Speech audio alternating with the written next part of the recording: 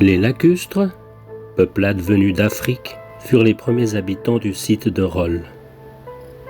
2 siècles avant Jésus-Christ, Ligures, Celtes et leurs cousins Helvètes, poussés vers le sud par la pression des Germains, viennent habiter le pays couvert de vastes forêts. Au siècle suivant, les Tigurins, importante tribu helvète, établie dans ce qui deviendra le pays de Vaud, se trouvant à l'étroit, décident de partir à l'ouest.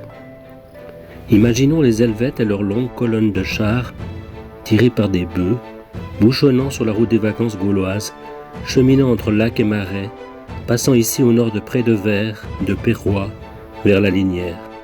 Car déjà, tout comme de nos jours encore, le goulet de la côte est passage obligé des grandes migrations vers le bout du lac. Mais Jules César ne l'entendant pas de cette oreille, ce sera la défaite de Bibracte, avec le retour bien cher payé. Esclaves sous le fouet romain, les Helvètes cassent les cailloux pour de nouvelles routes. Cependant, la foi chrétienne se répand, mais vers l'an 400, l'évêque Isaac, parcourant son diocèse, constate qu'il est quasi désert de Genève à l'Aubonne. Dès l'an 430, ça bouge avec l'arrivée des Burgondes. Les gentils barbares instaurent les fermes collectives, la culture des champs en commun, le libre package du bétail et s'installe du Léman au bord de l'Ar. L'union fait la force et le pays revit. Toutefois, en ces temps-là, le niveau du lac était encore plus élevé que de nos jours. Voilà pourquoi ni les Helvètes, ni les Romains, pas plus que les Alamans, véritables tornades dévastatrices, n'ont pu fouler le sol rolois que nous connaissons. Ce n'est qu'après l'an 563, par l'éboulement du mont Torredunum, en aval de Saint-Maurice, et l'énorme raz-de-marée qui suivit, que le niveau du lac baissa de 2 à 3 mètres. La douceur lémanique incitait à la quiétude. Mais voici que vers l'an 900, arrivant de l'est, du sud et de tous côtés, fuyards cherchant refuge, ou pillards avérés, hongrois, sarrasins et autres brigands, sèment la terreur et la ruine. Alertés par la fumée s'élevant du signal de bougies, de châtels, Biolay ou Châtillon, la population se cache dans les bois ou dans les marais. Ce n'est pas une fille. Alors les chefs de clan, imposant leur autorité de seigneur, font élever des tours de refuge sur les points hauts, ce sont les premiers châteaux. En 1032, à la mort de Rodolphe III, dernier roi de Bourgogne, aucun seigneur du pays de Vaud n'est en mesure de s'imposer. Les sires d'Aymon, ceux d'Aubonne, de Cossonay et même Gruyère ont certes quelques poids sur le plan régional, mais cela ne va guère plus loin. Seuls les Granson, les comtes du Genevois et du Faucigny ou les Savoie peuvent tenir tête aux Zeringen. Le pouvoir est partagé entre les communautés religieuses et les grandes familles seigneuriales. Celles-ci, d'abord unies, vont diviser leurs biens et donc s'affaiblir. Co-seigneurie d'Aubonne en 1160, de Mont en 1210 et de Cossonay en 1230. Alors imaginons la côte vers l'an 1200.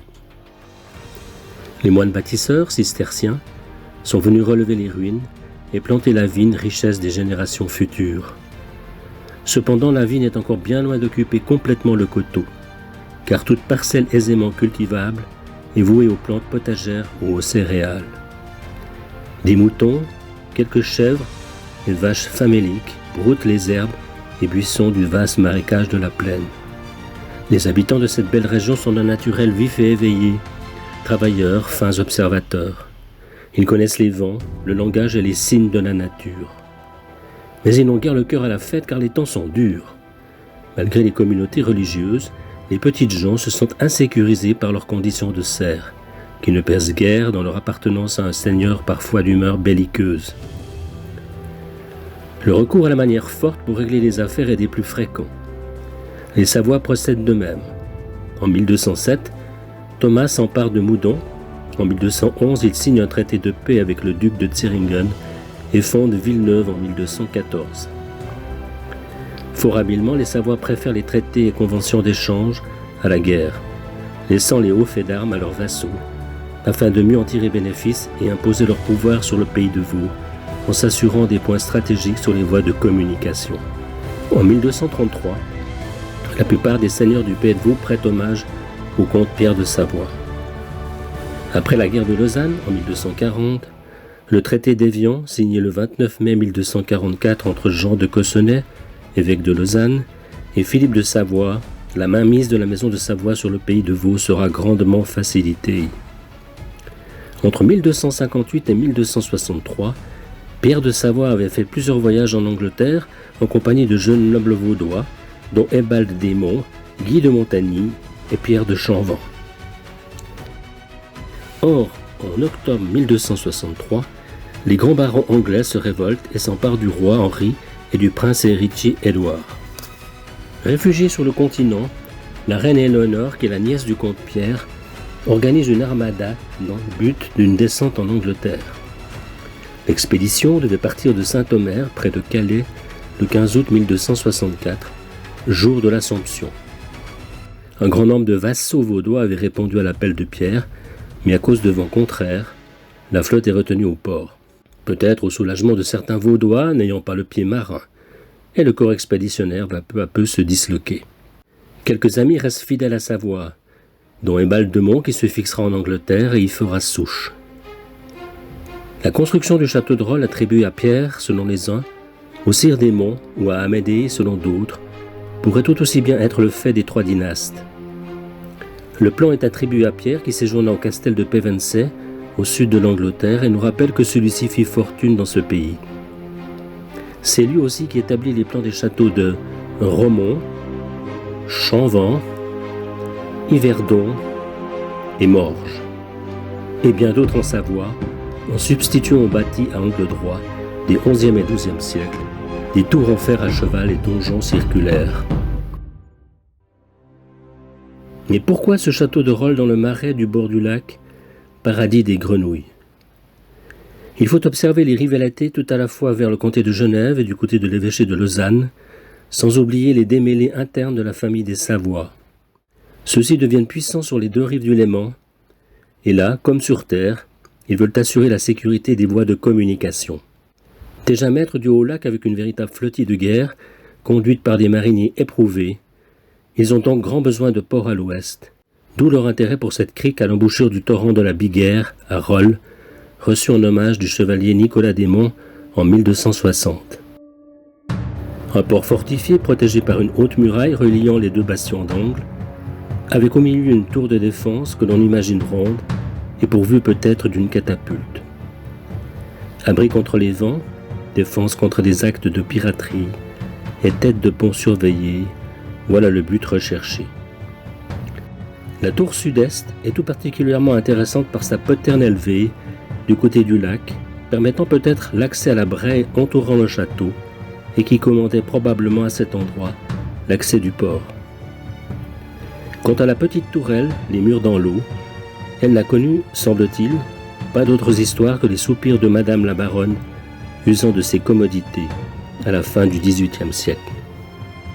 Or, donc en 1291, le château de Rolles est inféodé à Aymon de Salneuve, sous la suzeraineté d'Amédée V de Savoie. En 1398, par son mariage avec Isabelle de Foix, Archambault de Grailly, seigneur de Rolles, devient comte de Foix. Gaston de Foix hérite la seigneurie de Rolles. Mais à la fin de la guerre de Cent Ans, son fils Jean est fait prisonnier par le rusé futur Louis XI, qui le détient en Bourgogne, et réclame une forte rançon. En 1455, Amédée de Viry, seigneur de Mont-le-Vieux, acquiert le château et la seigneurie de Rolles, réunissant du même coup ces deux seigneuries. Mais un château sans bourg d'habitation, ce n'est pas suffisant pour occuper une région. Revenons en 1314. Amédée V cède la suzeraineté du château de Rolles à son neveu Louis II, baron de Vaud. Mais le sire de Mont en prend ombrage et ne cesse de harceler et molester la petite garnison. Si bien qu'Amédée V, quoique âgé, en reprend momentanément la suzeraineté et décide une expédition punitive contre Jean de Mont. Le châtelain d'Atour dépêche des troupes, des chevaux et d'autres soldats arrivent par la grande galère de Chillon. En 1319, tout un convoi de barques amène des matériaux pour soi-disant réparer les murs et les toits du château. En fait, Amédée V de Savoie a décidé de construire la ville de Rolles en réalisant un coup de force en plein hiver au détriment de Jean de Mont, seigneur de Mont-sur-Rolles. Finalement, en 1330, un accord est conclu avec celui-ci au sujet des fours et des moulins et l'attribution de quartiers aux futurs habitants selon les bourgs d'où ils arrivent. Le dernier quart du XIVe siècle est marqué par les nombreuses incursions des routiers. Pillages, famine, meurtres, incendies, maladies, la population diminue de 2/3 en moins de 30 ans. Mais la vie restera la plus forte et gagnera. En 1476, le duc de Savoie crée la grande baronnie de Rolles, Viry, Mont et Coppet. Après Morat, les Suisses lancés à la poursuite des Bourguignons commettent maintes exactions au pied du Jura et à la côte. Ils détruisent entre autres le vieux château de Saint-Sergue, brûlent des villages, pillent Morges et Lausanne. On ignore quel fut le sort de Rolles. Quelques villages semblent avoir plus ou moins passé entre les gouttes, probablement grâce aux gruyères qu'aux seigneurs d'Aubonne. En 1531, Jean-Amédée de Beaufort acquiert les biens de la baronnie de Rolles et autres lieux pour 5000 écus d'or. Celui-ci, membre influent de l'ordre des Chevaliers de la Cuillère, voit son château de Rolles, en réfection, pillé et incendié par les Bernois, se rendant à nouveau au secours de Genève le 28 janvier 1536. Sous la patte de l'ours, cette année-là marque un grand tournant de l'histoire de la côte. Non seulement par la perte de la suprématie des Savoie, mais parce que plusieurs seigneurs de la région ne seront pas en mesure de conserver leurs anciennes prérogatives. La plupart d'entre eux sont couverts de dettes, et la taille impôt bernois de 1550, du 10e de la fortune pour payer les dettes contractées par le duc de Savoie, ne va rien arranger. Ainsi, le pays devient partie intégrante du canton de Berne. On oublie souvent que les Bernois furent peut-être moins spoliateurs que les anciens maîtres du pays de Vaud. Leurs excellences détestent les grands changements. Ils maintiennent donc les us et coutumes anciennes, avec les seigneuries et les grands domaines, les familles de paysans et vignerons sur les terres cultivées depuis l'Antiquité, sans oublier les fiefs et les biens de l'Église qui, à la Réforme, passent aux communes et aux bourgeoisies. Tout ceci à condition qu'elles s'acquittent de leurs dus et reconnaissent la suzeraineté de Berne, ce que font les Sonnarclans, Gingins et bien d'autres. C'est désormais la famille des Steiger qui prend possession du château de Rolles. Jean Steiger, grand trésorier de Berne, qui avait entre autres déjà acquis la seigneurie de Bière et autres lieux en 1553, achète alors la baronnie de Rolles et restaure le château en ajoutant les arcades pour rendre l'habitat plus vaste et agréable. Jean Steiger, baron de Rolles, Mont-le-Vieux et Mont-le-Grand, meurt le 10 février 1581. Il avait 2 fils encore en bas âge. Ils se partagent ses biens en 1597. Le second, Georges, reçoit la seigneurie de Mont-le-Grand, acquise en 1556. L'aîné, Jean II, reçoit la baronnie et droiture de Rolles et Mont-le-Vieux, comprenant la ville de Rolles, le cheseau de Mont-le-Vieux, les villages de Bugnon, Tartenien, Vincy, ainsi que la seigneurie de Bière. En 1615, il acquiert une partie de la seigneurie du Roset de Rolles. Alexandre, fils de Jean III, hérite la baronnie de Rolles en 1674. En 1703, Jean-Charles, fils d'Alexandre et ancien bailli d'Yverdon, devient baron de Rolles. Mais sa mère, Madame la baronne, née d'Erlach, continue à gérer les affaires de la baronnie. Jean-Charles ayant épousé sa cousine Salomé Steiger en 1697, voici Mont-le-Grand à nouveau réuni à la baronnie de Rolles. Après Jean-Charles, la baronnie tombera en quenouille, jolie expression signifiant qu'il n'y a pas de descendant direct mâle de Jean von Steiger. En novembre 1765, par son mariage avec Sophie Charlotte, fille du débonnaire Emmanuel Steiger, Rodolphe Kirchberger devient baron de Rolles. Son beau-père lui ayant cédé tous ses droits sur la baronnie, il exige alors que Marianne Suzanne, dame de Mont-le-Grand, quitte ses appartements du château de Rolles. Le climat des anciennes relations existant ici entre Bernois et Vaudois va peu à peu se dégrader. Par l'apport des réfugiés huguenots, la mentalité de la population a évolué. De plus, le pays connaît une longue période de mauvaise récolte, due à des invasions de campagnols, des hivers extrêmement rigoureux et des étés pourris, engendrant non seulement la pauvreté, mais aussi de graves épidémies, avec une mortalité accrue des vieillards et des enfants. À Rolles, les décès sont 5 fois supérieurs à la moyenne. Ce Kirchberger jalousait particulièrement Amédée la Harpe, enfant du pays, populaire et aimé, et qui possédait un important vignoble et des tuileries réputées. Autant que possible, une partie de la bonne société de la région évitait aussi ce baron aux idées d'un temps révolu. Amédée de la Harpe, seigneur des Hutins, de Yon et Colombier, avait déjà aboli les droits féodaux sur ses propriétés. Après le fameux banquet révolutionnaire de la place des Tilleuls, il n'avait pas attendu de comparaître devant la commission d'enquête et sa condamnation à mort pour gagner la Savoie. Il s'engagea dans l'armée française et le 9 mai 1796, il est tué par méprise près de Codogno lors de la campagne d'Italie. Dans l'ordre du jour à l'armée du 20 Floréal en 4, Napoléon cite son ami, le général de division Amédée Laharpe, grenadier par le cœur comme par la taille. Son nom est gravé, souligné sur l'arc de triomphe. Détonateur de la libération du pays de Vaud, Amédée est mort moins de 2 ans avant cet événement. Les démarches de son cousin Frédéric César tentant de rétablir l'honneur d'Amédée, terni par la jalousie du baron de Rolles et tentant de recouvrer les biens de la famille, serviront de prétexte à l'arrêté du directoire du 17 décembre 1797, plaçant le pays de Vaud sous la protection de la France, prélude à la révolution vaudoise. Le 8 janvier 1798, le conseil de la ville de Rolles est convoqué en assemblée extraordinaire.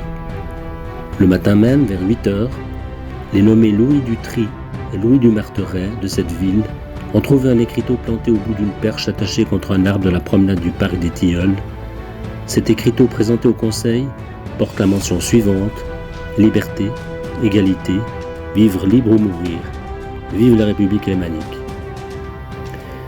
Une effervescence larvée frissonne de ville en ville, de village en village. Les nouvelles circulent à une vitesse surprenante. Le réseau a été secrètement constitué. Rares sont les villages qui n'ont pas un initié dans leur conseil. Le 20 janvier, le comité de Rolles invite les communes à leur envoyer leurs députés pour les informer de leurs projets. Le 24 janvier 1798, la République lémanique est proclamée. Les Bernois, occupant une fonction officielle au nom de leur excellence, sont priés de quitter le pays de Vaud avec la sauvegarde de leur vie, de celle des membres de leur famille, de leurs gens de maison et de leurs biens garantis par le peuple. En avril 1798, les scellés sont mis sur toutes les propriétés des Bernois ayant quitté le pays. Le 17 août, les citoyens prêtent serment à la Constitution. Le pays de Vaud est désormais entièrement libre.